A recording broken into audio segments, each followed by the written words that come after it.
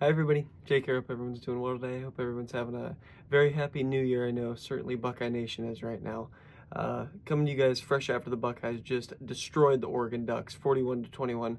We're going to jump into some post-game analysis, reaction, all that good stuff. So let's jump into this. All that I can say about this game is wow. The Tennessee game did impress me as a Buckeye fan. We were looking for this kind of performance from this team all year. But if that didn't impress you enough, this game definitely does. This is the team, again, that we've been waiting for all year, and we get a second game in a row against the Ducks here. And I came into this game thinking, these are the two best teams. Oregon has been my pick all year. If it's not the Buckeyes, it's Oregon.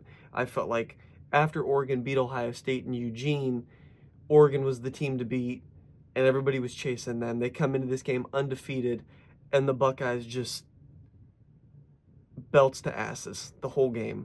Let's go ahead and address the player of this game, and that is J.J. Smith. Jeremiah Smith, true freshman Jeremiah Smith, goes for 7 receptions, 187, and 2 touchdowns against this Oregon secondary. I said this coming into the game. Ohio State needs to throw the ball all around. I predicted that they would throw the ball all around. Did I expect an effort like this? Certainly not. Jeremiah Smith is incredible. I'm not being hyperbolic when I say Jeremiah Smith, I think, could legitimately be the greatest college football wide receiver of all time. This guy's, he's only going to get better. He has 2 more years in college. He has 2 more years with the Buckeyes. If you get to him consistently great quarterback, he doesn't even need to be great quarterback play. Good enough quarterback play to get him the ball. I don't know what his career is going to look. J.J. Smith is incredible. That's to start things. Emeka Egbuka actually had a pretty good game. 5 receptions, 72, and a touchdown, but he just gets overshadowed by how great Jeremiah Smith was in this game. To follow it up, run game was good. Travion Henderson had a home run in the game for like 60 yards, 8 carries, 94 yards, 2 touchdowns in this one. Quinshon Judkins, 17 carries, 85 yards. They had a great game. Travion Henderson had that one home run hitter run. I think it was in the second quarter he had that one, but just an incredible game out of the Buckeyes. Will Howard goes for 319, 3 touchdowns. Just a great game out of the Buckeyes here. The defense showed up. They looked like they made the adjustments that were necessary from the team that played in Eugene earlier this year. Oregon didn't even look remotely similar to that team. So let's go ahead and jump into this. My 2 major concerns going into this game was the offensive line for the Buckeyes. How will they fare against Mateo Uiagalelei and Jordan Burch in this one? As great as Tennessee was up front and as stout as they were on their defensive line, I didn't think it compared to what the Buckeyes were getting into with this defensive front of the Oregon Ducks here, but gave up no sacks. It was a non-issue. It didn't even feel like Will Howard was really under pressure most of this game until maybe early third quarter when it felt like Oregon was getting some of that momentum shift over. It just never felt like Will Howard was under pressure in this game. It felt like the Buckeyes' offensive line was just moving these guys around. They're running the ball all over them. They're giving them time to get the ball to those playmakers. What a great effort out of this offensive line. And the fact we weren't talking about the offensive line in the game tells you all you need to know. Second thing I was worried about coming into this game, Dillon Gabriel's been a great quarterback all year. When his offensive line gives him time and when he's not under pressure, he is one of the best quarterbacks in college football. This game, 8 sacks for the Buckeyes in this one. Up front, Jack Sawyer, JTT, guys up front were doing everything they had to. Tyleik Williams was wreaking havoc on that Oregon defensive line. Dillon Gabriel was under pressure the whole time. No turnovers for Oregon, but it was not the same Oregon effort that we saw earlier in the year whenever we played them.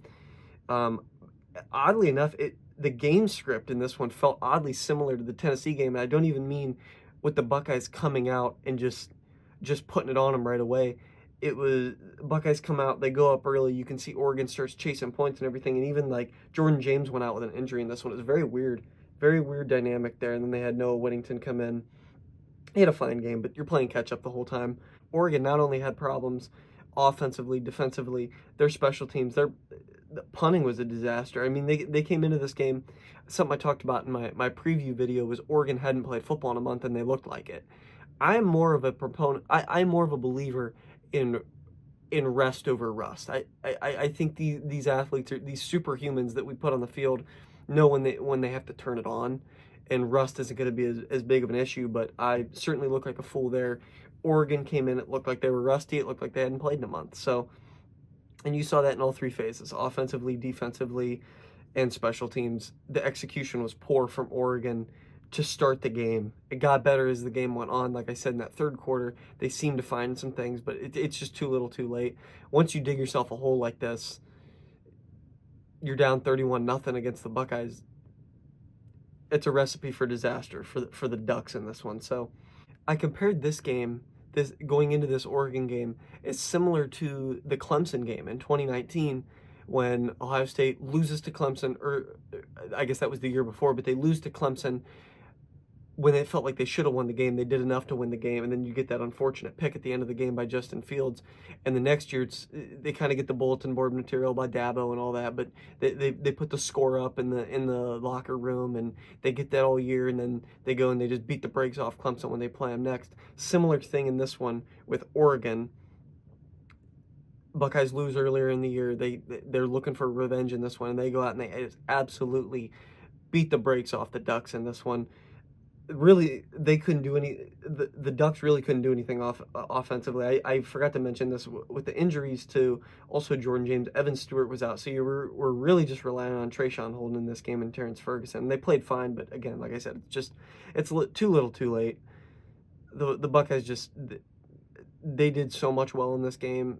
The execution was it was great by the Buckeyes in this one. So what's so exciting about this for the Buckeyes is they just appear to be playing better and better football every week since the Team Up North game. You get the Tennessee game, and then this one, execution has just been so sound in both games. It looks like they're playing with a purpose. It looks like they're playing with Herbstreit, I think it was Kirk Herbstreit, said it earlier in the game. It was one of the commentators said it earlier in the game, was it felt like the Team Up North game it released the anchor on this offense, and now it's this air raid. It's our guys are better than your guys. It doesn't matter what secondary the Buckeyes play against, they're always going to have this advantage at wide receiver. And that's why I said in my preview that you need to abuse this Oregon secondary, because it's not even a particularly strong secondary. Say what you want about whoever they got. Tysheen Johnson, Kobe Savage, and Brandon. Say what you want about it. They can't keep.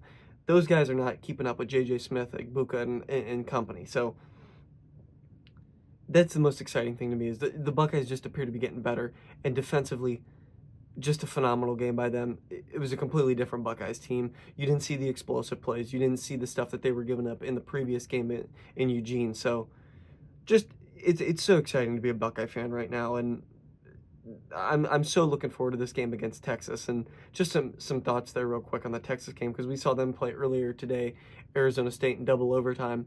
I'm not getting here saying that Arizona State's some slouch and everything, but you need to handle your business if you're Texas in this game. And they look like food right now. They look like a prey animal right now. So the Buckeyes got to be chopping at the bit here to get to this Texas team. Let's see, when do we play here? I think next week, Friday, January 10th, 7 p.m. kickoff in that game. So it should be a really exciting game, but I'm going to give a full preview prediction on that game too and everything, but the Buckeyes got it. You got to be so excited if you're a Buckeyes fan right now. What an awesome game. 41-21. Buckeyes beat down the Oregon Ducks in the Rose Bowl here. You just can't, there's no better feeling than this one if you're a Buckeye fan. So that's how I'm feeling after this one. Just some post-game thoughts and analysis on that one. So go ahead and let me know what you guys think in the comment section below. As always, I appreciate you guys for watching. Go Bucks!